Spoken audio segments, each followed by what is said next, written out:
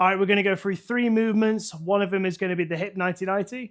The second one is going to go kick throughs. The third one is going to be a bodyweight Turkish get up. These are all really fantastic movements for getting the hips, shoulders, and just body working while we're in this floor environment. The first one is going to be the hip 90-90s. We're going to be sitting down on our bum with one leg in front of us at a 90-degree bend, and this back leg also matching it in 90 degrees. So we should have a 90-degree angle throughout all of the legs. So try not to have one back, try not to have one crunched in. Really make sure that those shin angles are also correct, because it will really mess up the movement if your legs are in a different position. From here, as best you can, try to have your torso upright. You may need to lean over to the side to put a hand down, and likewise, as we go for the rotation, you may need to have your hands behind you, depending on how mobile your hips are. But we want to work into a position where our back stays nice and straight, so we're not rounded over. So keep everything nice and straight and just work within whatever range you have. From here, if I get my heels on the ground, so I just lift my toes up lightly, I will then be able to pivot on my heels and roll from one bum cheek onto the other. Try as best you can to be in a position which is going to be challenging for the hip mobility. So if I'm over here like this, I can just roll side to side. But likewise, if I'm really upright, I won't be able to kind of get through. So from here, nice tall chest, lean backwards if you need to, and then heels rotating from one side to the other side. Slow and controlled is going to be the key for those, and you'll be doing 2 minutes where we just concentrate on going from side to side. Don't worry how many reps you do, just smooth and controlled for 2 minutes is going to be spot on.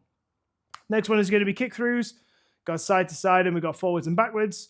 The first one's going to be side to side. We're going to go hands and knees, where we're going hands under shoulders, knees under hips. From here, toes on the floor, and just pop your knees off the floor lightly. We only need to clear the ground by about 1 inch or so, but having that clearance is going to be really important. Try to keep it low. We don't want to be in a position where our bum is really high in the air. We want to be quite low down, so our back is almost kind of parallel with the floor. We're going to be taking one leg, kicking it underneath the body. The opposite arm is going to lift up. So I'm going to go right leg kicking under, which means my left arm is going to lift off the floor. We're going to be pivoting on the arm that is on the floor still and the leg that's on the floor. When we go for this, some people might find it difficult to start off with doing it in a floating manner. So I'm going to show you the full move, but then I'm also going to show you a bit of a breakdown on kind of like a prerequisite version that might be a bit more comfortable for you to do. So the full move will look like this. Arms under shoulders, knees under hips, pop myself up. I'm going to go right leg kicking under, which means right leg's going under, left arm's lifting up. And I'm going to turn and kick my leg into the air. So I've not lifted myself up. I'm still keeping quite low, and that leg's almost parallel with the ground. To bring it back in, I can just suck it back underneath my body and I end in this position where I'm back at the all fours. I can then go for the same on the other side, and I can just pivot myself around side to side. If you need an easier version, knees can go down on the ground. I'm still going to do the same thing where I'm going to pop myself up, but I'm going to sit down as my leg goes out. So I'm going to pop myself up, sit down. Try to get it so I've got this kind of T shape here. So leg, arm, and leg. I don't want this leg over here. Likewise, it'll be quite hard if your leg's over here. So in this T shape, which means then when I rotate, I'm going to end up perfectly side on again. And again, I can go the other side where I kick out and come back, and eventually you can get to the point where you go, right, instead of putting my bum down, I'm just going to float it. The next one of those, which you can add, is a forwards one. Nothing changes, except instead of kicking across your body, you're going to kick more towards where that arm was lifted off. So because I'm kicking with my right leg to start off with and lifting my left arm up, I'm going to kick towards that left arm and just let myself go in this more diagonal movement rather than this complete side to side. So from here, I'm going to kick that way. With this one, it's a little bit harder to not get your leg on the ground. So I personally don't mind if people's legs just touch the ground at the top. So from here, I'm going touch and then back, touch and then back. But I'm still staying in this kind of low to the ground position when I go for it. Now the third and final one is a Turkish get up. You can do this with weight, so I'll show you a weighted one if you wanted to do it as an actual kind of training method. But this is mainly just a way for you to get up off the floor in a kind of comfortable and systematic way. A lot of people get to the point, especially later in life, where getting off the floor is a bit of an issue, not quite sure how to navigate it. So this is going to really help, and it kind of connects in with that kick through a little bit as well. So I'm going to lie down on the ground. From here, arms out to the side, I'm going to bend one leg up towards my bum. Whichever leg is up towards my bum, I'm going to go over to the opposite side to stand up.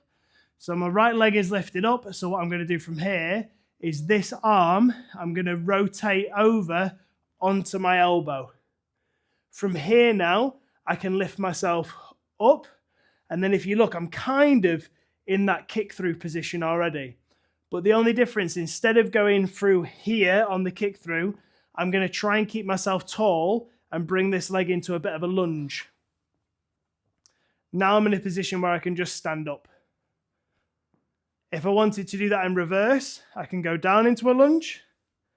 This back arm, where this back leg is, you're going to reach down towards the floor over there, and then I can pass that leg back through. Bum can go down, elbow, ground, and then I'm fully laid down. If you were to do this with a weight, nothing changes except you just be holding a weight in the opposite arm. The aim with the weighted one is to try and keep it angled perfectly upright. So as I'm lifting it, I'll go kind of here so you can see, we don't want it drifting off to the side. We want it stayed pointed perfectly upright. And as I move around, the aim is to keep it completely up.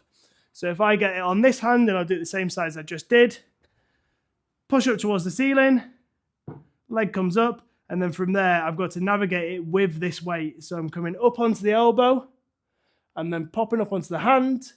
I'm getting this leg to come underneath. You see, I've got to pivot around. I'm here, and then from there, I can stand up, and this stayed completely upright the whole time. As I come down, I'm doing the same idea, where I'm navigating kind of those positions while keeping it stable. Kick throughs, when you get used to them, you can do those 2 minutes kind of continuous. And then those Turkish get ups, if you just practice 5 on each side, you'll be in a super spot.